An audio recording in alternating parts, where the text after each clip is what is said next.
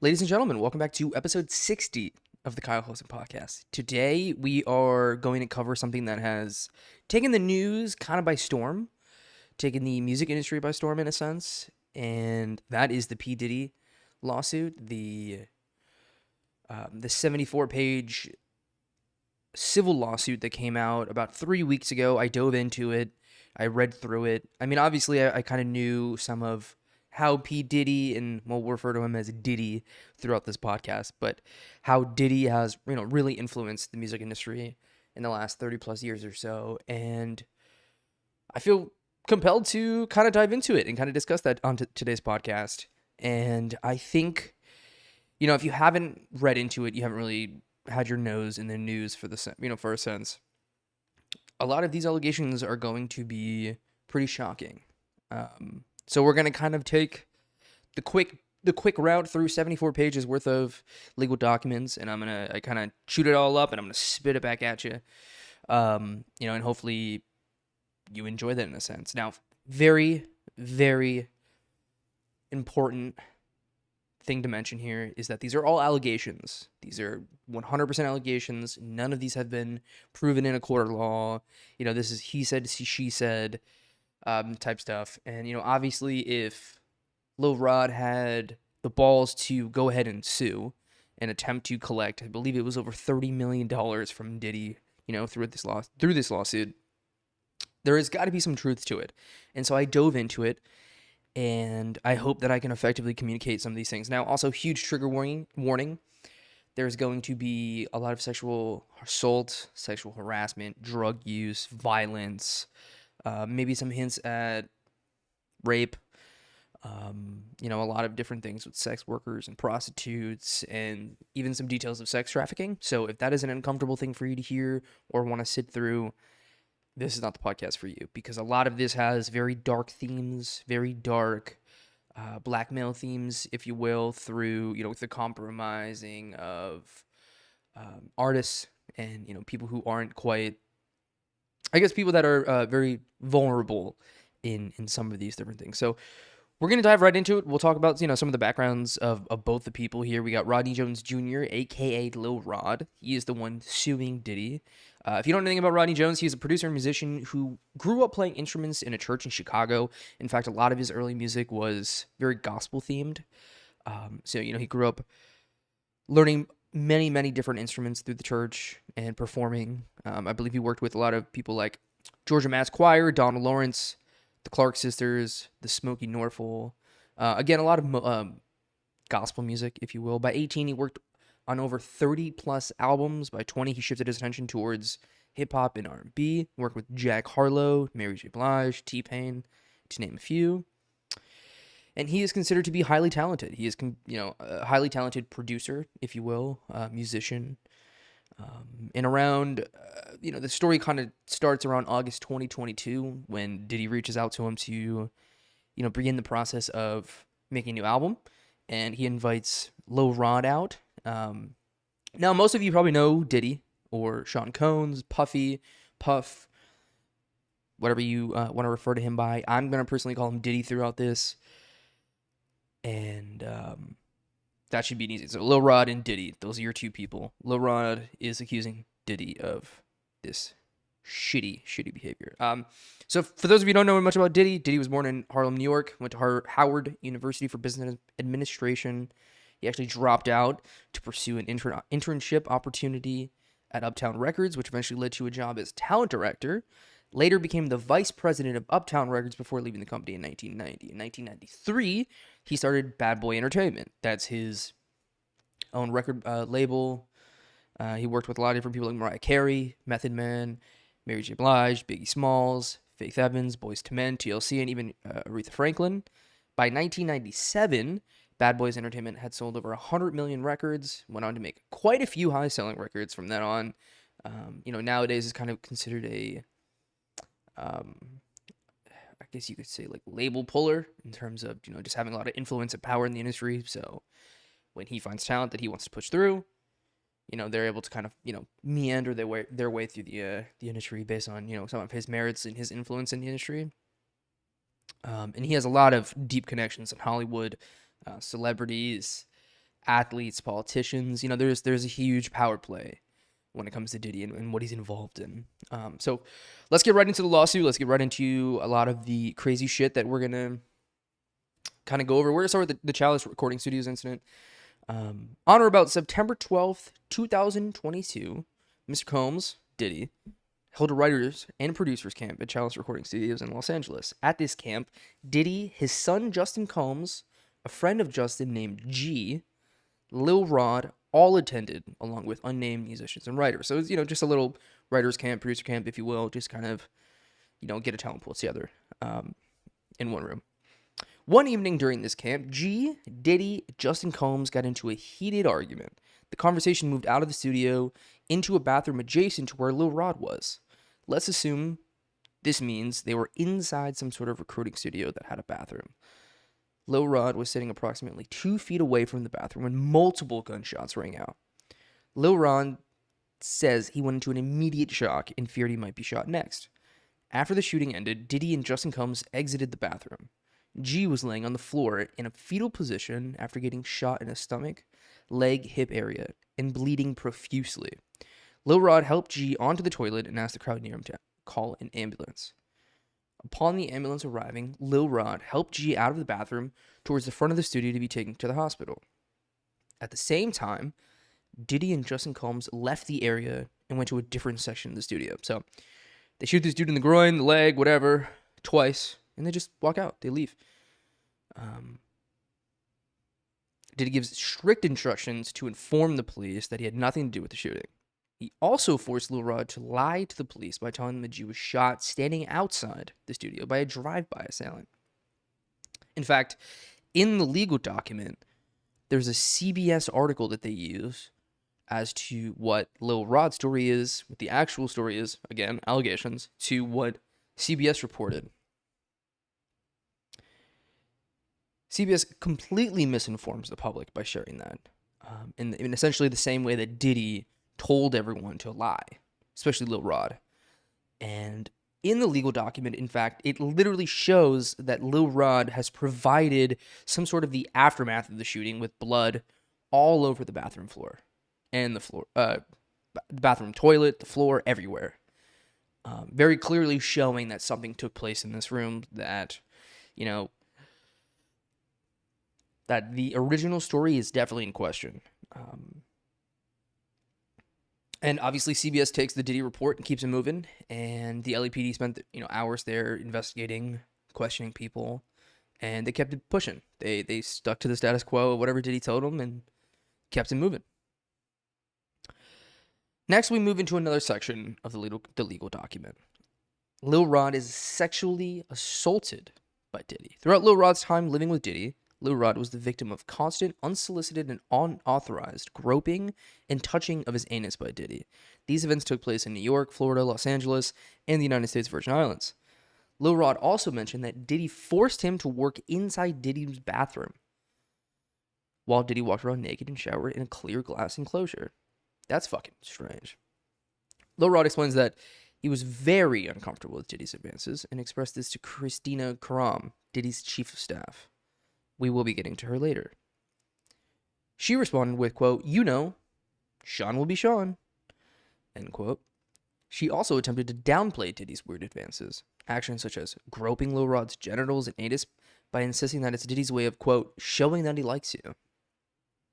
On several occasions, Diddy would begin to undress and walk around his house naked, even prompting Kristina to say, quote, okay, I am leaving now, end quote, and would disappear, which is a great example of the enabling of this very strange behavior that continues to become a pattern, as we work through this information we're given by Lil Rod's case. Furthermore, we have more information about Diddy attempting to groom Lil Rod into gay sex. Diddy was aware that Lil Rod looked up to and idolized the famous producer Stevie J. Stevie J was a part of the Bad Boys record production team called The Hitmen. In 1997, Stevie J won a Grammy for his work on Diddy's debut album. Throughout the 1990s, Stevie J produced for several artists like Mariah Carey, Tevin Campbell, Notorious B.I.G., 112, Jodeci, Faith Evans, Jay-Z, and Eve. So very similar names to the ones I listed earlier. What, some of the artists that Diddy is himself famous for working with or alongside. Stevie J is also someone who is important to the story because Diddy reaches out to Stevie J to be a part of this love album that it's called the Love Album Off the Grid. That's the album that not only Lil Rod's invited to kind of take part in, Stevie J is also. So by the looks of it, it seems like Diddy is very much aware that Stevie J is looked up to upon by Lil Rod. Lil Rod accuses Diddy of leveraging Lil Rod's admiration of Stevie J to groom and entice Lil Rod to engage in gay sex. Diddy even went on to share a video of Stevie J anally penetrating a white male without a condom. This was done in an attempt to ease Lil Rod's anxiety concerning homosexuality. According to Diddy, quote, "This is a normal practice in the music industry. Look, even Stevie J is doing it," end quote. Talk about peer pressure. Diddy shared that he engaged in sexual intercourse with rappers whose names are redacted from the civil lawsuit document, but many people believe those two individuals whose names are redacted to be Meek Mill and Chris Brown. Interesting, to say the least. These are unconfirmed claims, but the notes section of this particular page of the document says that one is a rapper from Philadelphia who dated Nicki Minaj, and the other is a Grammy Award-winning R&B singer who had trouble with law enforcement after assaulting a Bajan billionaire, more than likely Rihanna. Lil Rod shares a screenshot of the Stevie J video in the document, and after each allegation of sexual assault, grooming, whatever, as we kind of move into the story, it is nice to note here that Lil Rod provides a lot of pictures, a lot of screenshots of videos, and as we move forward and we get into some of Diddy's dealings with underage women, minors that be, there's videos that screenshots of videos that corroborate this allegation that Diddy was involved with minors. And we'll continue to get into that. I'll save that for about 2 minutes. On or around Thanksgiving 2022, Lil Rod was in Diddy's home in Miami. Young Miami, a rapper, and her female cousins were also present.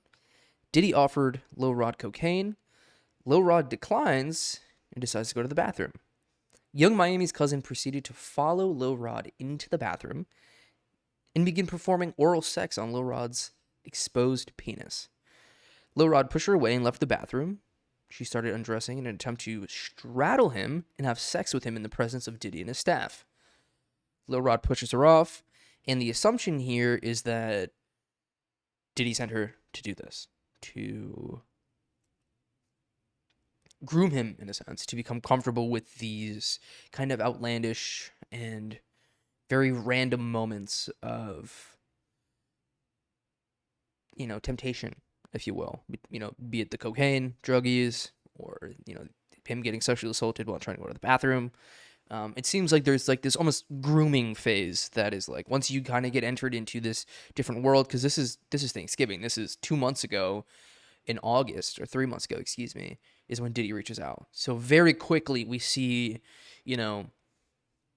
a quick acceleration into, trying to groom and welcome Lil Rod into this world of something obviously he's very unfamiliar and uncomfortable with, but it being some of the biggest names in the music industry, I have to assume that that's what holds you back in those shoes. That's the thing that gets you to kind of question your morals. And although it seems like he wasn't partaking, he seems uncomfortable in the way that we're, kind of going over the story, in the way that the facts are presented the allegations are presented in this legal document. It seems like there was a very quick push to, get him to become accustomed to this different world, if you will.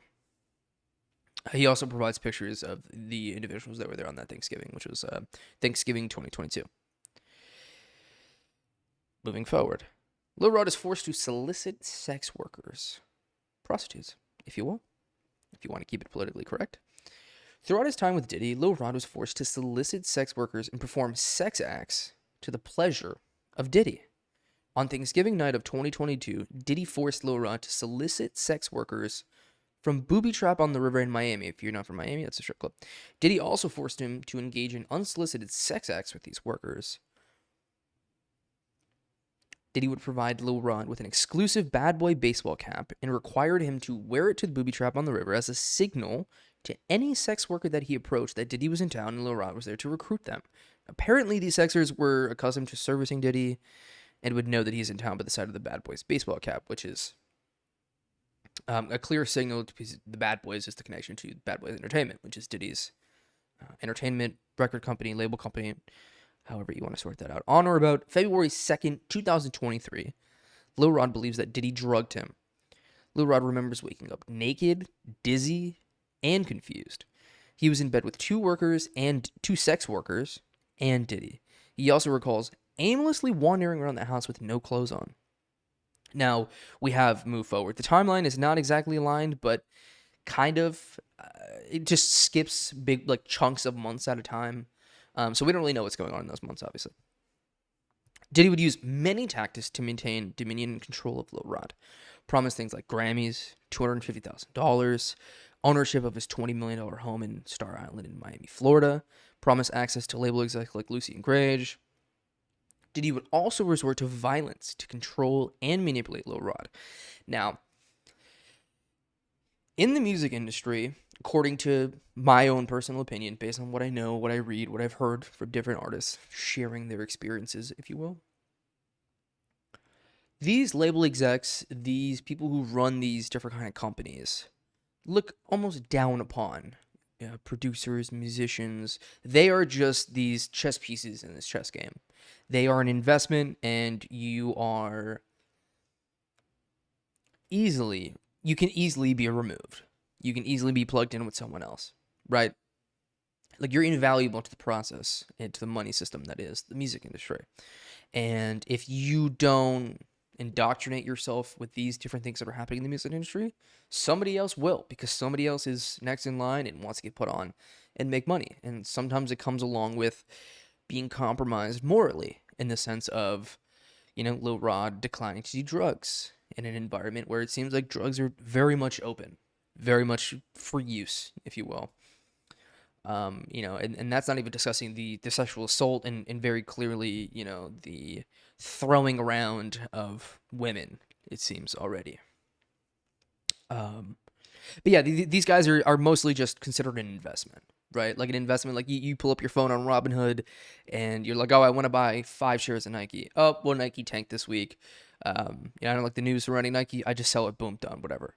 It's like, it's about transaction. It's very transactional business in the sense of like, yes, these are people, but these are pawns. These are just people that I plug and play. If I don't fuck with that person because they're not willing to do the things that I'm doing behind closed doors, then boom, we find someone else who's willing to do. And there's always somebody willing to do it. Always. That is just humans for you. There's always someone willing to do the bad thing if it means, a little compromisation of their morals in order to gain money, fame, popularity, whatever it might be, whatever your whatever it is that person's looking for, in a sense. Usually it's all of those things. Moving forward, Diddy and Justin Combs solicit, drug, and engage in illicit sex acts with minors and sex workers. On or about July 2nd, 2023, in California, Diddy had a listening party at his home with guests like Chris Brown, underage women, and sex workers. The event began around 7 p.m. Diddy requested female sex workers and forced Lil Rod to solicit them. At least 5 women were under the age of 16. 16. Diddy forced all the women to drink the laced Diddler liquor. I believe I'm saying that right. Upon information and belief, according to Lil Rod, again, these are allegations. Simply allegations. I want to emphasize that enough. I also don't want to get sued. Upon information and belief, Diddy laced the liquor with ecstasy. This was a common practice at these types of parties. After attempting to leave, Diddy forced Lil Rod to stay and drink the laced shots. Lil Rod says he began feeling lightheaded and recalls passing out. He woke up at 4 a.m. the following morning, naked, with a sex worker laying next to him. Lil Rod has photos of this night and of the underage woman. Now, these are not photos that I am going to put on the podcast, obviously. Again, allegations. I cannot say that loud enough. These are allegations. But he provides pictures of these underage women with Justin Combs. Oh, I should have mentioned the fact that, or maybe I did, that Justin Combs is Diddy's son. I don't remember if it's his oldest. He has a couple kids, but Justin Combs is one of Diddy's kids. So now we have a new character into the story, which we mentioned earlier, but I just forgot to mention that he is Diddy's son.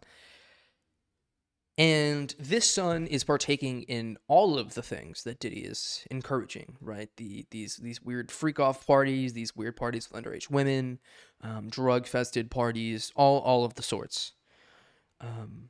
So very clearly, Diddy doesn't give a fuck. Doesn't give a fuck. He's got his own kid engaged in doing this sort of shit. I mean, I feel like morals immediately in question at this point go out the window when you're interested in bringing your son. Now, this kid is in his 20s, so he is more than capable of owning up to his own mistakes on his own account, but very clearly he was indoctrinated into a world of this being a normal practice, this behavior being normal. Let's move forward into another part of the story, which is very uncomfortable.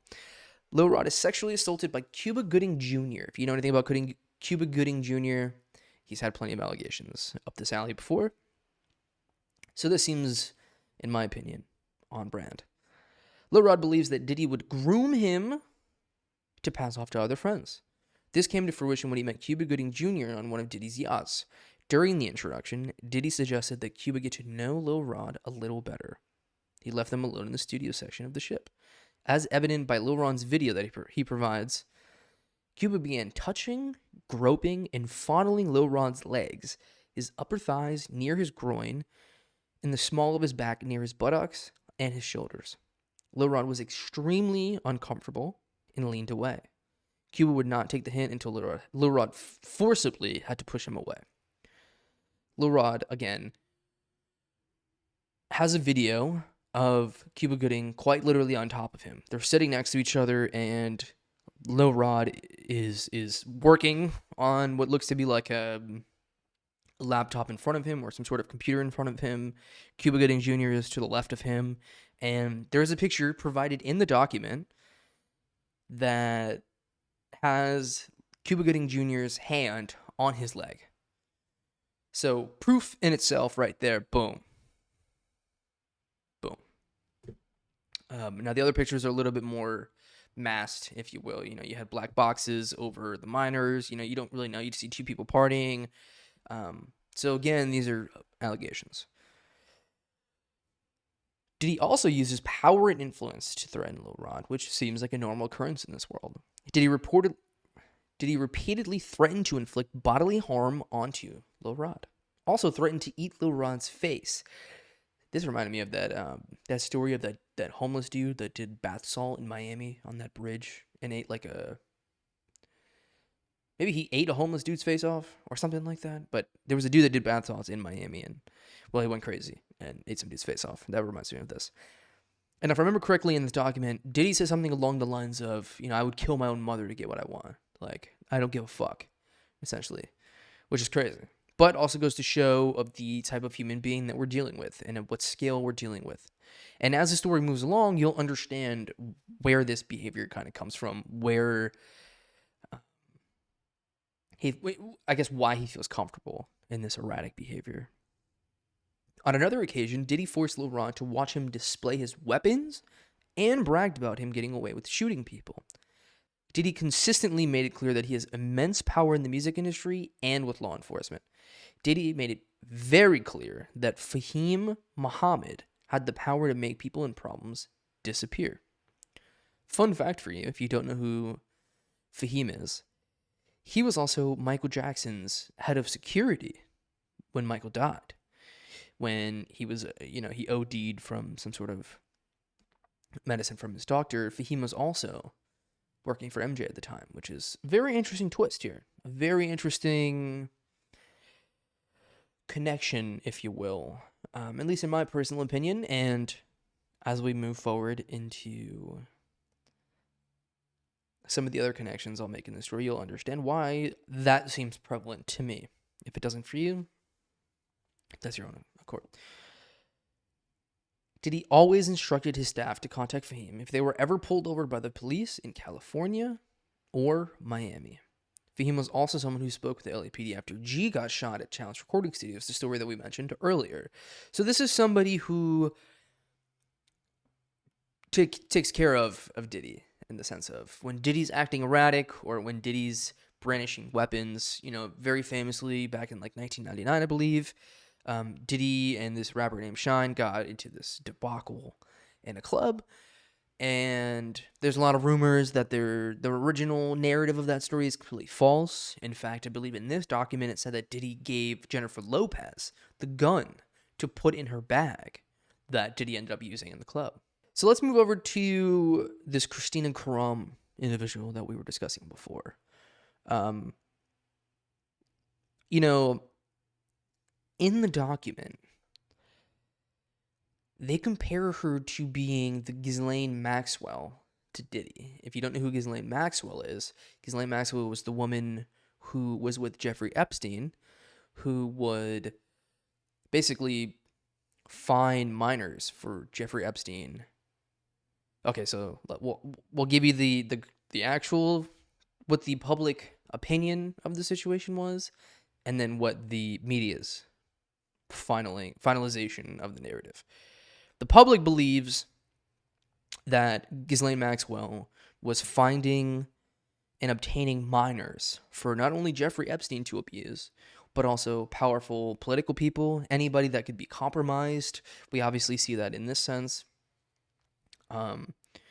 And, you know, whether it be world leaders, athletes, celebrities, anybody that they could compromise, they would use the underage minors, per se, or whatever it was that this individual that they're trying to compromise interests were. And in an attempt to essentially blackmail these individuals, they would supply whoever was sick enough to fucking abuse children or underage women in the sense of, 15, 16, or even younger at times, right? That was the public opinion. The media's narrative was more surrounded around the actual case around Jeffrey Epstein, which has a dark cloud over it anyways, considering the fact that the way he died or killed himself in some people's opinion. And that narrative takes the direction of, she's in jail right now for about 20 years for only bringing those women to Jeffrey Epstein. And that's where her case kind of ended. So there's very conflicting stories, a lot of conspiracy theories about the whole thing. We'll continue that conversation as we move forward into some other sectors of this Diddy scandal. So Kristina Khorram, again, compared to the likes of being Ghislaine Maxwell to Diddy, Kristina openly ordered her assistants to keep Diddy's high off gummies and pills. So her job is to essentially supply Diddy with anything he needs, right? If he needs to get high in the morning, boom, here you go. She required all employees from the butler, the chef, and housekeepers to walk around with a pouch or fanny pack filled with cocaine, GHB, ecstasy, marijuana gummies. In the document, it says some of these gummies were 100 to 250 milligrams each. Let me tell you something. That's fucking crazy. That's a crazy, crazy level of milligrams in a gummy. And this new drug that I've never heard of, I'm poor, forgive me, Tucci or Tucci, or I don't know how the fuck you say that, but it's Tuci. I'm assuming it's Tucci. It's a pink drug that is a combination of cocaine and ecstasy. It must be some sort of new hip drug on the street. I don't know. I don't know what's going on in these places these days. She was also the individual who ordered the sex workers and prostitutes for Diddy and his friends or celebrities or anybody that he was entertaining, if you will. She was always supplying these sex workers, by sending Lil Rod to Booby Trap.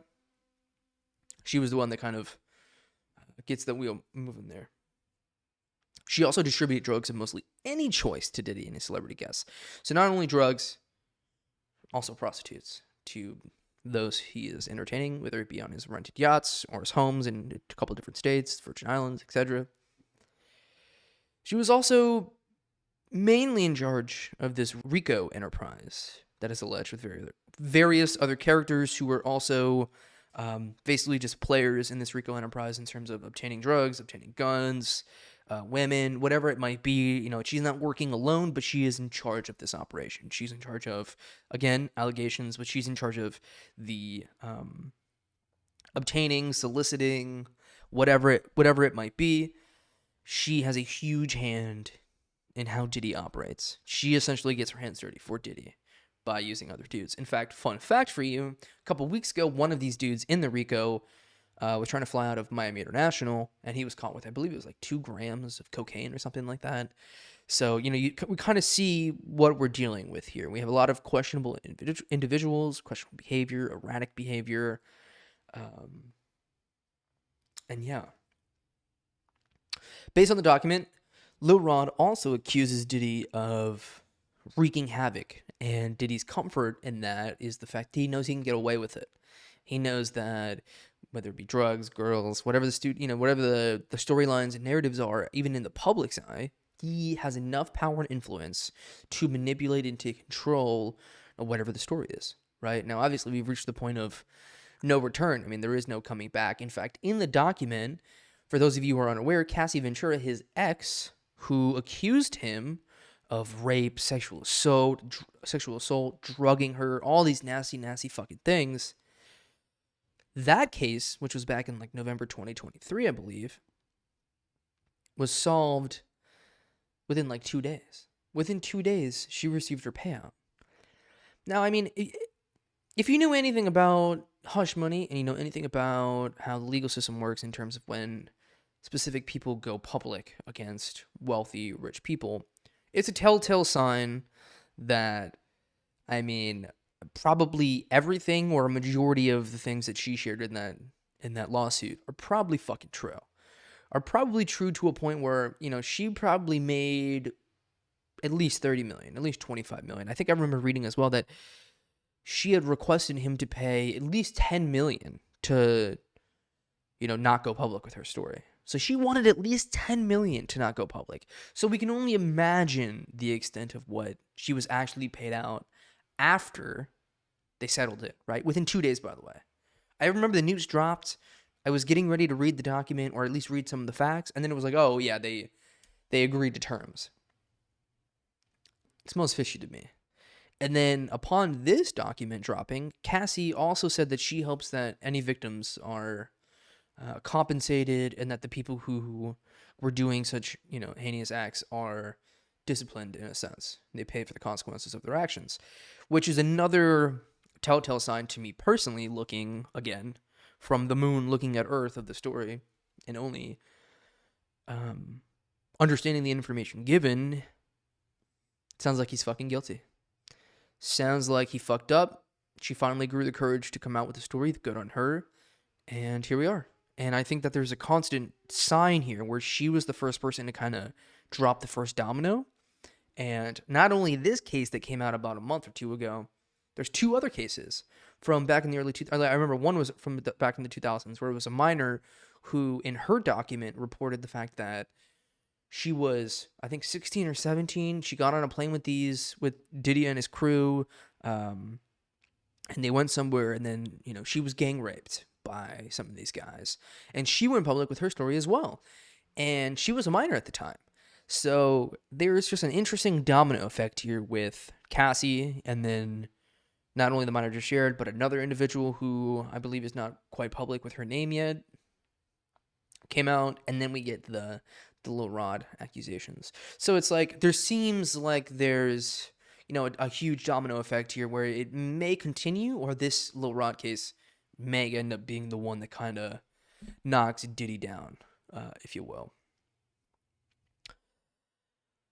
So following the wreaking havoc and the comfort that Diddy had in this sort of thing, Lil Rod in his document also alleges that while living and traveling with Diddy, Lil Rod discovered hidden cameras in every single one of Diddy's rooms, whether it be in his house in Los Angeles, New York, Miami.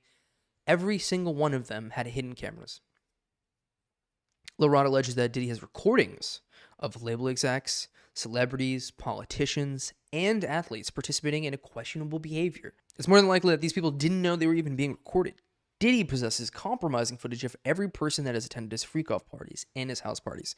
The freak-off parties, by the way, are basically these like large-scale orgies that Diddy throws, where people are doing drugs and people are openly fucking, openly having sex, of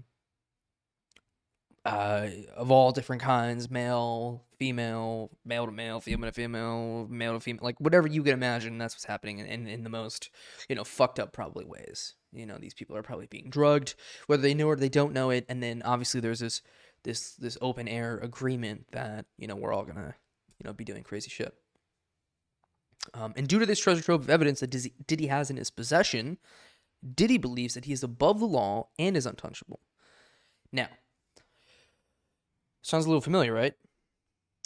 So you turning back to the Epstein stuff, Jeffrey Epstein was also accused of this sort of stuff, having recordings of world leaders, politicians, celebrities, scientists, anybody that was important he could compromise in a sense. He would record, whether they would knowingly or secretly know. I don't know. I have to assume that most people did not know. And in an attempt to control, manipulate, whatever his interests were at the time. This is somebody who was involved with Bill Clinton in the Clinton Foundation, and just very questionable, high-ranking political figures. And, the connections are very, very vast. And, some of the most important people that you probably could hear were very much involved, and I'm sure even scared of their connection to Epstein in this sense. And the connection here, with Epstein at least, in the case, is the fact that Epstein also attempted to blackmail people and control and manipulate them. And it sounds like Diddy, in some way, shape, or form... Listen, I don't want to say Diddy's working with the CIA or the FBI. We don't know. We'll probably never know. But there are a lot of connections to Epstein, maybe being a Mossad agent or, some sort of plant in these high-level rooms, where it seems like his job was to basically compromise individuals for the interests of whomever he was working for. But again, these are rumors, these are conspiracy theories. We don't have actual facts, and we never will. It'll live on forever as conspiracy theory in my mind, right? It's been, 60 years? We still don't really know the truths of the JFK assassination. So, if this is one of those high-level security compromisation CIA type tactics, which have been proven to be real, maybe not in the sense of celebrities and things like that, but there are, documents that have been released from the CIA alluding to this sort of behavior. Diddy is right up that alley. Diddy is quite literally taking notes out of that book. And you have to just kind of, this is a conspiratorial statement, but you have to maybe assume that there might be a connection leading back to somewhere, right?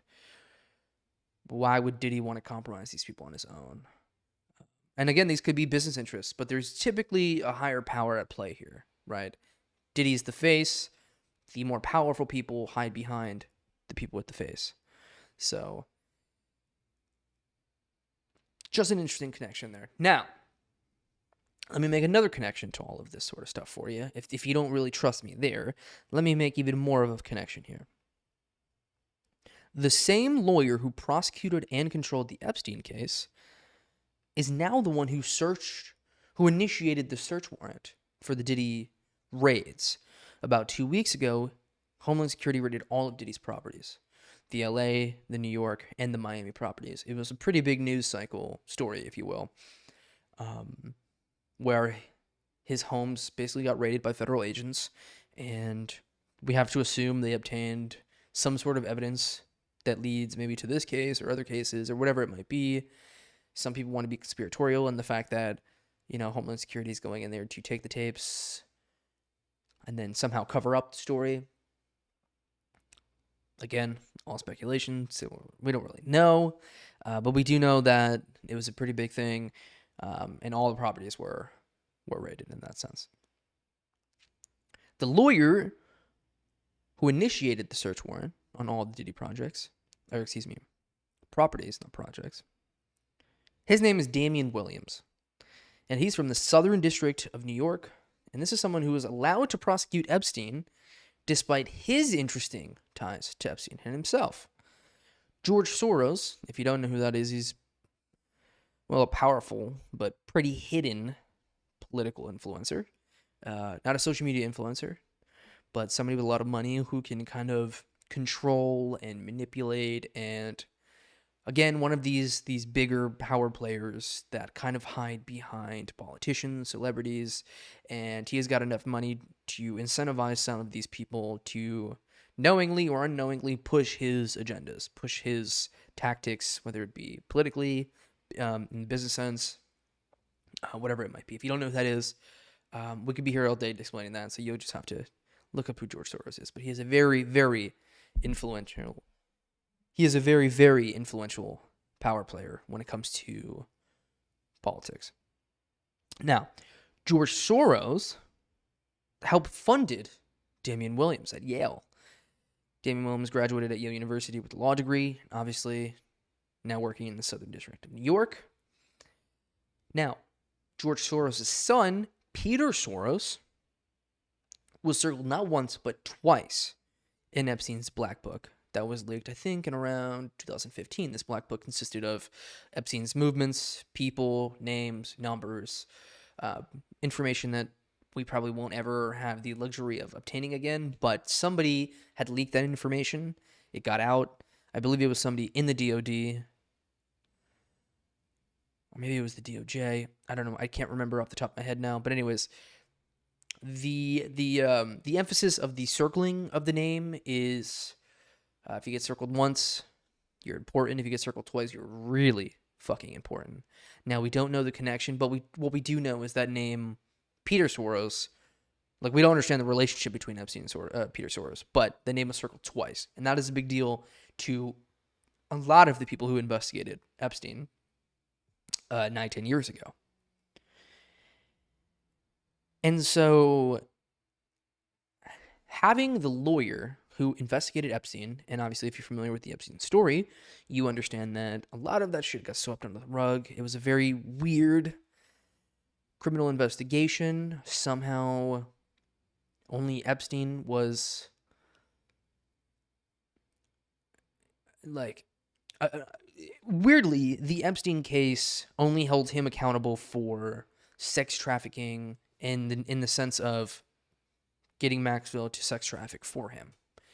What's missing from that whole thing is the fact that Epstein himself was, in fact, sex trafficking women, girls, to be abused to some of these higher level people, political figures, or maybe presidents and Bill Clinton. It's, again, a huge connection between the two.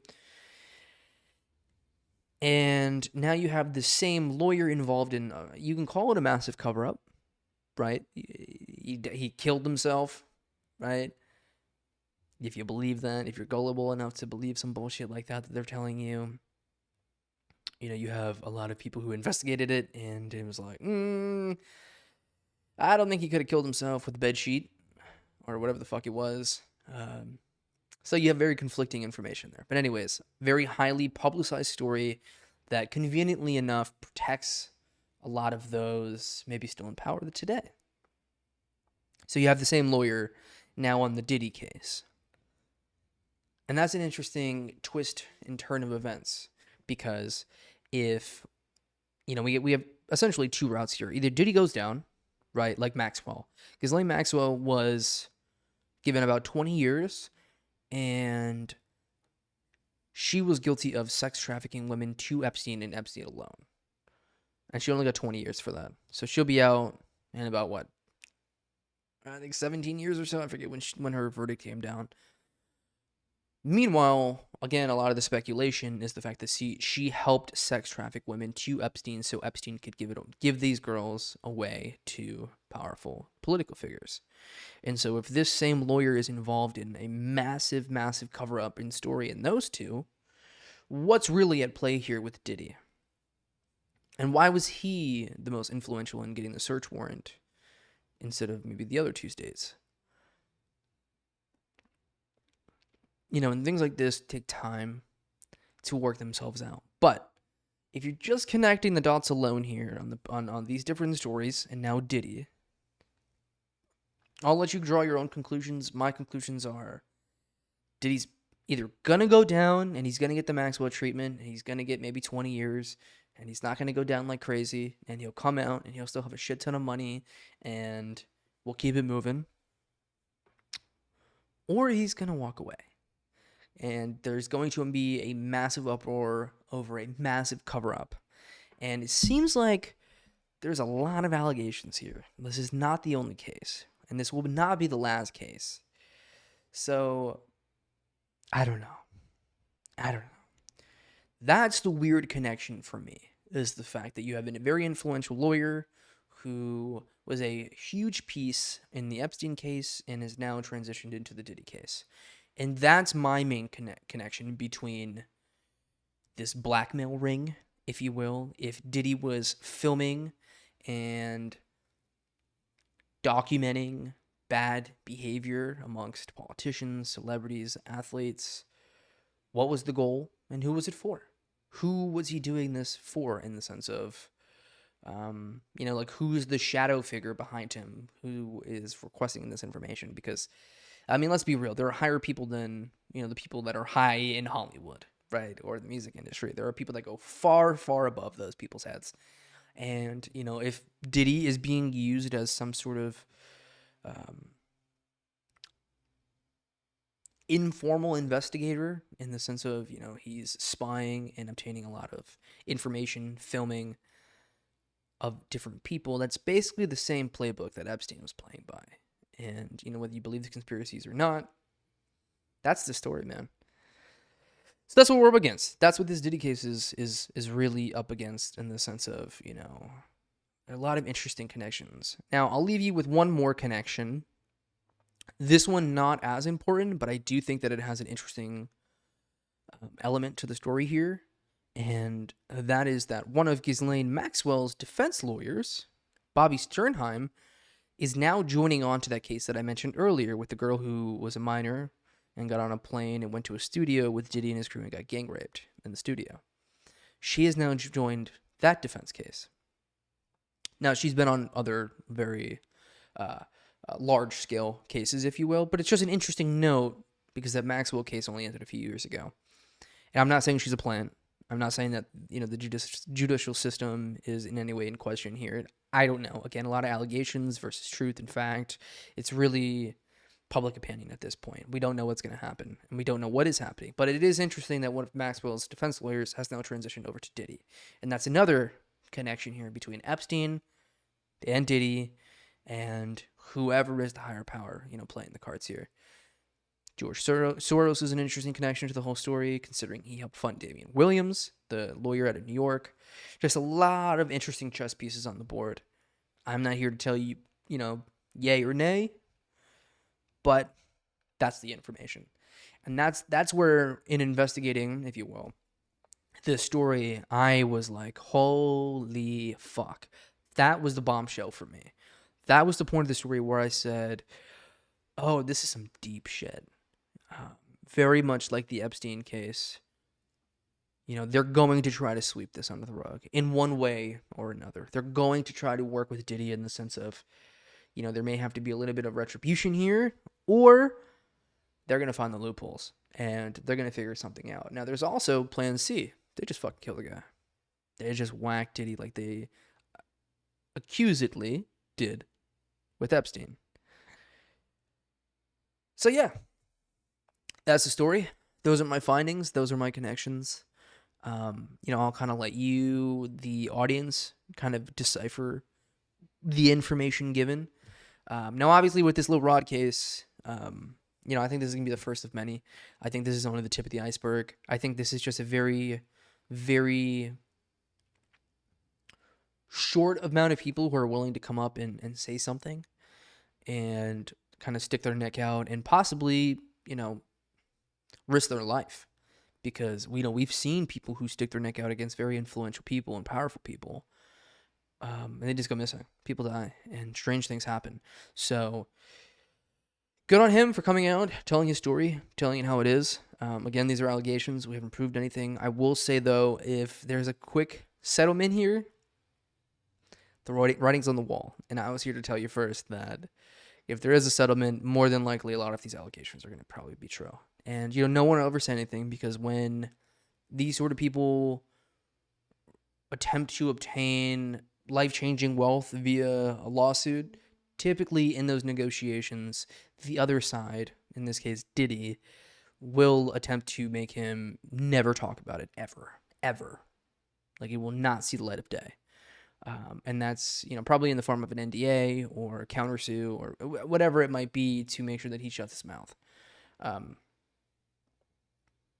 So yeah, I don't think a lot of people truly understand the levels and how deep this goes and how deep it probably is. And I don't think we'll ever know. But I think that Diddy will end up being a name that we put up there with Epstein, in the sense of, yeah, he's a rapper. Yes, rappers do shit. The hip hop world is interesting, dark, drugs, women, guns, violence. It's a very different culture, in the sense of, maybe where an Epstein comes from, like the business world and in the stock market, and they have their own problems, not to excuse them, but the combination of cultures here, and the fact that they all kind of lead to one road, we don't know where, but the connections between Epstein and the possible connection to Diddy via some sort of law enforcement, right? Fahim Muhammad being a huge power player in Diddy's life, in having connections in not only law enforcement, but also like higher levels of law enforcement. So, you have your PDs, your sheriffs, and then you have FBI offices, then on there and so on. So, we're talking about people who are connected, and they have the power and the influence to kind of control the narrative in terms of, the media connections and the label connections that they have. So, this is a really sticky one. This isn't like Epstein, where people are going to want to stick their neck out and kind of defend. Not that anyone is for Diddy, but Diddy makes money for people, and the Diddy circles, if you will, the people that went and partied with him, whether they're very famous athletes, celebrities, politicians, these people are also going to want this story to be buried. Very similar to the Epstein one, if the conspiracies are true, in the sense that they kind of lead to this blackmail ring of pedophilia and sexual abuse of minors and children. Those people are going to want things to be covered up as well. And, when you start to get into that game, there's a lot of money and power in a cover-up that, well, if they don't want the information getting out, it won't. And yeah, so that's the Diddler for you. That's the P. Diddy podcast. Took a couple weeks. Obviously, the Mincy Horror podcast cut up a little bit of my pre-planning for this, but I was able to kind of get through it this week, record, and that's that. If you enjoyed this episode, I greatly appreciate you. 60 episodes, man. Very cool. I feel like 60 episodes in and we've only really started. So, I got a lot of exciting energy, and I'm ready to continue to push out more podcasts and really challenge myself in different avenues that maybe, I haven't tried before. Obviously, I did the sports legal thing. Now, the music industry, and the sense of this lawsuit. So as things unfold and as things, pique my interest, I will continue to pump them into the podcast. And some people may enjoy yay or nay or whatever it is based on their interest. I'm going to continue to stick to my interests, and I'm enjoying it thus far. So if you made it this far, I appreciate you, and I will see you on episode 61. Peace.